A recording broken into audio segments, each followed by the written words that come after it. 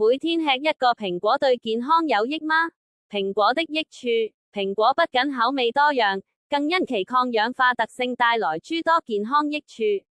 特別是其中所含的槲皮素等植物化學物質，有助於預防心血管疾病和炎症。只要配合健康飲食和生活方式，吃蘋果對健康大有裨益。食用蘋果的主要益處如下：增強免疫系統。蘋果最廣為人知的益處之一是增強免疫系統，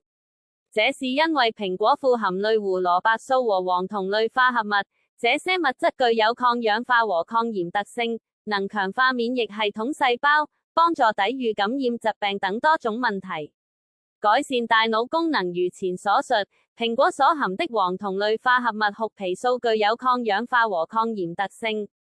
這對人體益處良多，包括保護中樞神經系統細胞，這些細胞能對抗自由基，極具破壞性，從而預防腦部炎症，由此可預防阿爾茨海默病或延緩其發病進程，同時改善記憶力，緩解腸道問題與胃痛，這是蘋果的另一項已知功效。事實上，飽受胃痛或其他不適困擾的人群常通過食用蘋果來緩解症狀，但這種說法究竟有多準確？蘋果含有多種纖維，其中一種名為果膠的成分能緩解胃痛、胃炎症狀及不適感，長期食用還能平復胃潰瘍。